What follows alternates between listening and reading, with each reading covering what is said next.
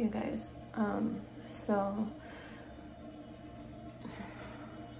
if you saw yesterday's video, I started spotting. Today, I just got up. It's 8 o'clock in the morning. I had cramps on and off all day yesterday and like some really bad pains. Today, I have kind of like I don't know, like a backache on my lower left side, and I woke up and I'm actually like bleeding.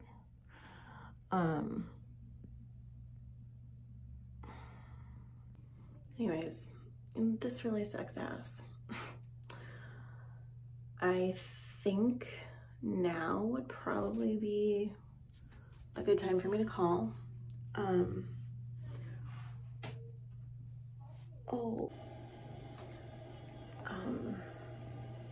So the reason I just cut the video off was because I felt something like a big gush, and sat down and it was just a bunch of blood and some like clotting stuff. So it's enough now to where I have to like literally go get a pad. So I'm thinking this is probably not good.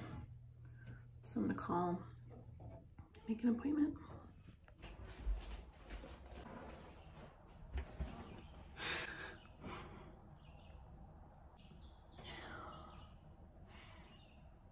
Just really sucks. All I can think of is you get like family and friends who will be like, oh, that's why you don't announce so early.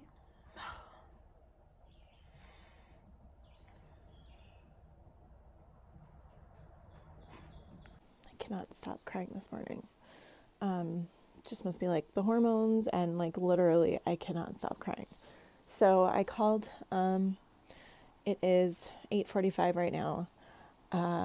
They ordered a lab, and given the fact that it's not just, they're like, well, is it spotting or is it bleeding? And I said, no, it's bleeding. And she's like, have you had any cramping? And I explained it. So they want to rule out an ectopic pregnancy. So they're going to do my labs. That's at 10. Between 10 and 10:30, I have to drink a lot of water. And then I have an ultrasound at 11:30.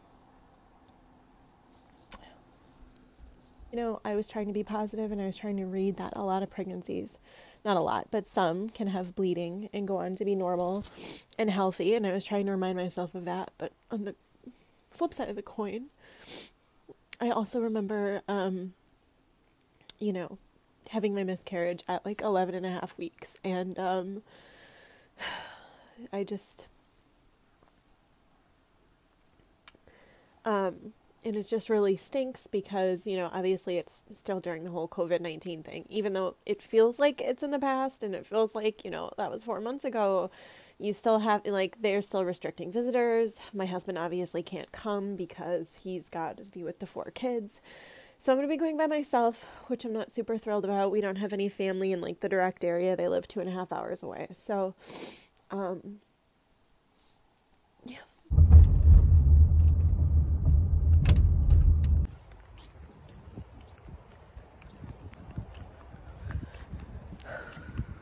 So I am done. They drew my labs. They are going to check my HCG levels now. And it was just really weird because you have to be wearing a mask, obviously.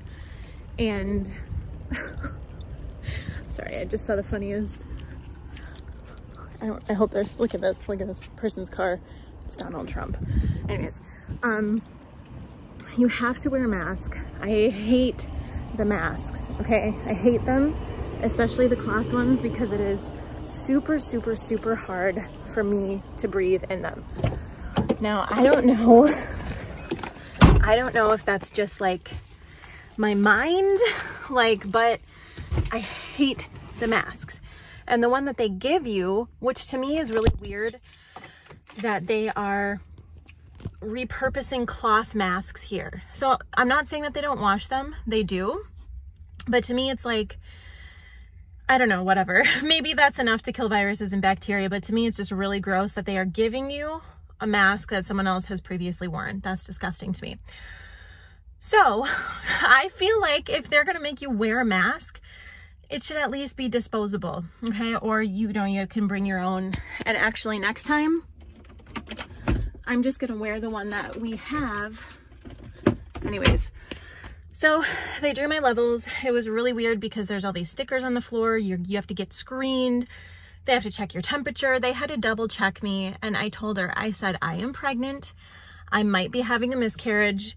My temperature is a little bit up because of that. Well, then it came back, it was within the normal range. So it was like 99 or 99 and it was fine. So she just, you know, she gave me the sticker, let me go through. Then they have these little placemats on all of the things in the waiting area so that you can't sit next to people. And so it was just packed. It was freaking packed. But the blood draw was relatively painless. And so now I have to go drink 24 ounces of water and prepare for my ultrasound. Yeah.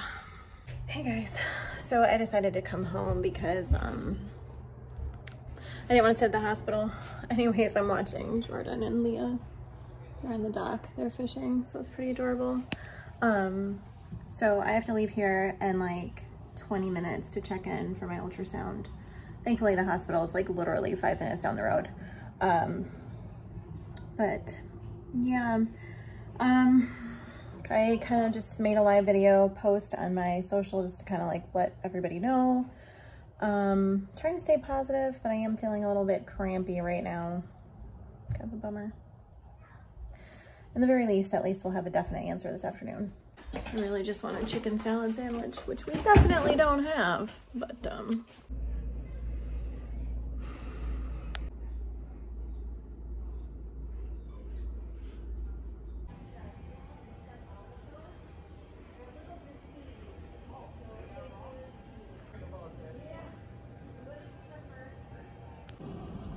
so I just had my ultrasound, which, oh my God. Sorry, I've been crying, so like my contacts are all fricked. Went a lot longer than anticipated. They did the ultrasound on top of my stomach first. And I looked on the thing and it said gestational age 5 weeks, 3 days. And I should have been 6 weeks today. So I don't know what that meant. And then they did, you know, the wand, which if you don't know what that is, it's called a transvaginal ultrasound. So they have to go up the hoo-ha, root around for a while. It just felt like forever, just laying there in the room. And what's really hard is that, like, you know that the ultrasound technician knows. And it's just like so close. It's right there on the screen. You just want to know. You just want to be like, can't you just tell me? I know she can't. And I didn't pressure her, like, bug her. She's like, no, the radiologist has to read it, and then the doctor has to read it, and then they'll call you. It's just like the waiting, that's the worst. And to be honest with you, it just took like the longest, just laying there listening to the little clicking of the pictures and this way and that way. And then I got up from the ultrasound and like the one where they use the wand, and it was just covered. It was just covered in blood. And I'm just like, I went to get up and there was like a tiny little, you know, pool, and I'm just like, okay. And plus, in the past, when I bled with my successful pregnancies, they would like show me the heartbeat, you know, and they even like sent me home with like a little picture, and she didn't do that. And she didn't say that, and there was like nothing. There was no screen flipping, like nothing. So yeah, there's a time to be like hopeful, but then there's also a time to be like accepting reality. And I think now should probably be that time. Like, I'm not feeling very hopeful right now. So I'm actually gonna walk into Walmart and get some pads, which I did not think I would be buying for 9 months. So I just feel a little numb right now.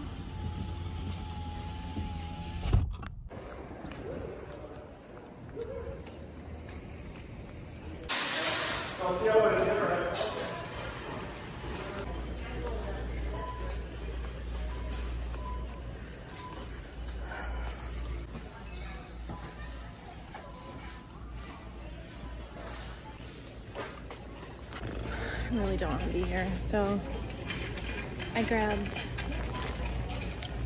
not pads, underwear, because if it's anything like my previous miscarriage, it's gonna be heavy, and yeah. Nothing like starting to cry and then check out lane at Walmart.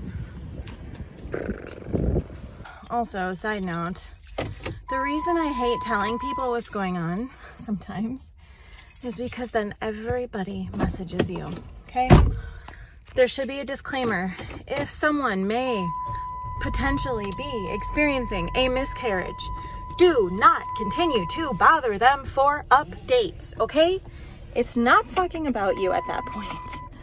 Oh my God. I feel like whether I do update people and like try to keep them in the loop, or whether I don't, ay caramba. I know that they care, and so that's my perspective right now. But it's like, I don't want to talk about it. I will talk when I want to talk. I will talk when I fucking want to talk. I don't want to talk. I don't want to talk right now.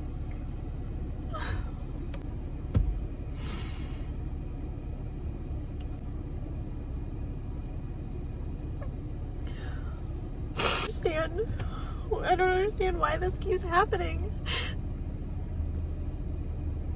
I do the right things. I'm healthy. I take all my prenatals from this, like,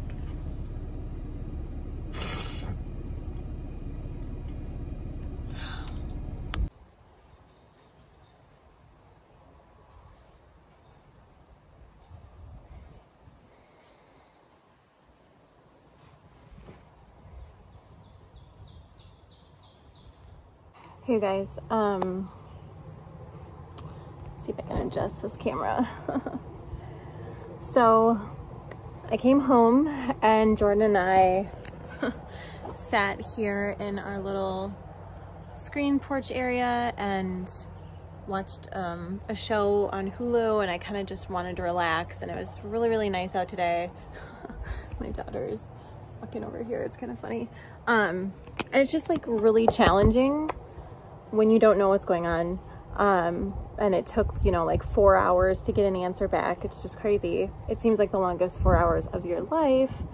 So anyways, we're sitting here and I got a phone call, and it was the doctor, and she sounded more chipper than I expected. Like normally when it's bad news, they're like, hello. And you know, it's just what happens. And she's like, hi, is this Sarah? And you know, and she kind of sounded a little bit hopeful. And when you're in this, like when you're in this state, I think you're just like reading into like everything, right? Like you're just, any inflection, like when the ultrasound was doing the tech, it was like any kind of like look on her face, like literally anything is just kind of like what you're looking for. So anyways, so she, first of all, she verified when my last menstrual period was. I told her, and I would have been right on track, or I am 6 weeks today. And so she said, she's like, well, I have to tell you that as of right now, it's not an ectopic pregnancy. I was not worried about that. That's when like that's when it attaches somewhere other than your uterus, and it can like expand, and like it's really, really bad. So it's not that. She said, as of right now, it looks like there is a fluid-filled sac in the uterus, which is really good. She said, and from what we can see, as of right now, there is a little baby blob in there that is measuring at 5 weeks and 6 days.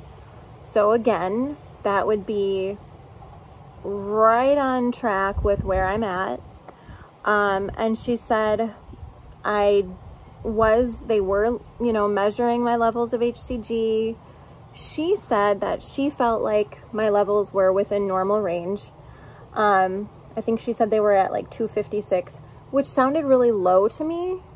Like that sounded super, super low to me. But she didn't seem to be concerned about it. She said, you know, I don't want to tell you that everything is going to be just fine, because anything can happen and it might not be. She was like, but as of right now, you are pregnant.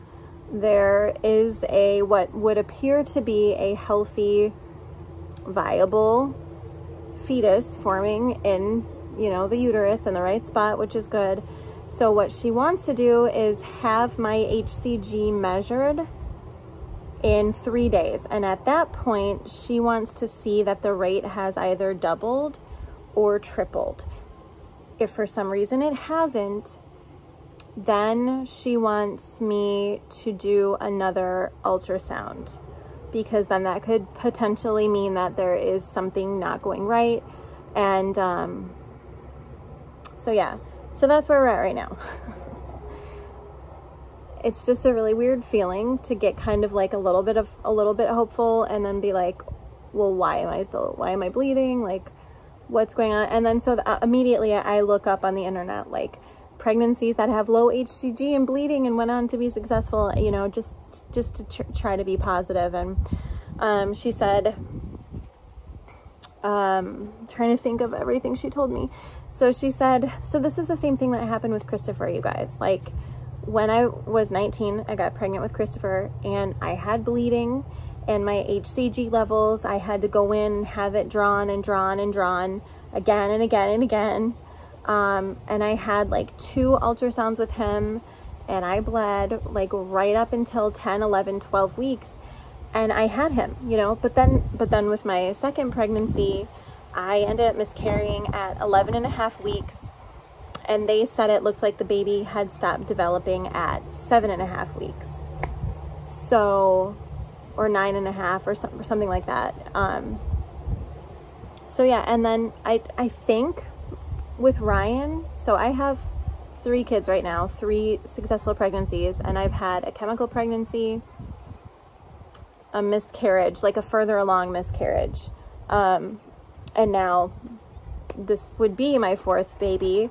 I'm still pregnant as of right now, so I'm just trying to like soak all that in, stay really positive. It's like a weird line to be in, because you're like trying to be positive, but then you're also like I'm very realistic. Like, I'm a very fact-based person.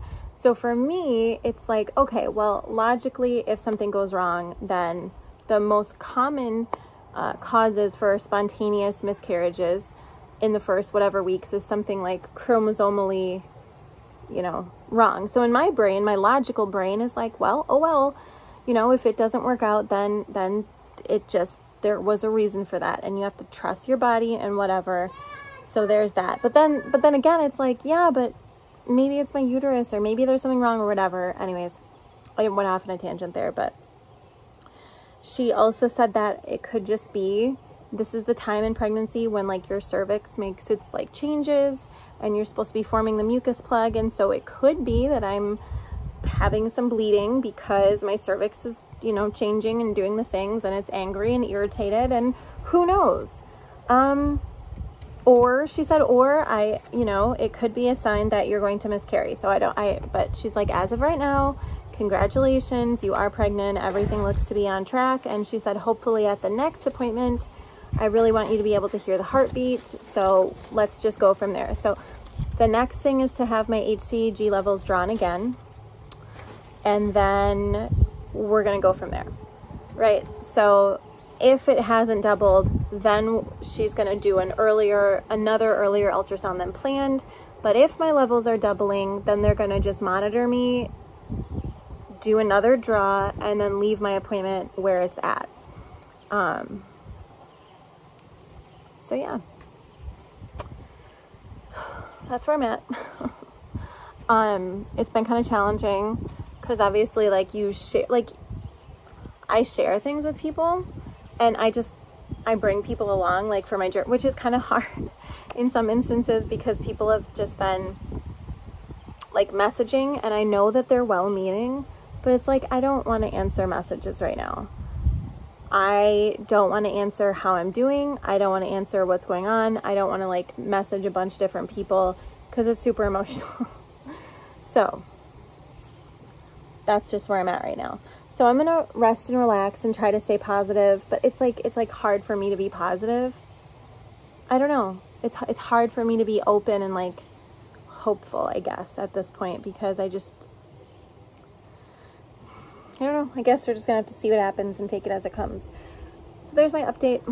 Thanks, guys, for coming on this journey. Obviously, you'll see my update on the channel. Yeah,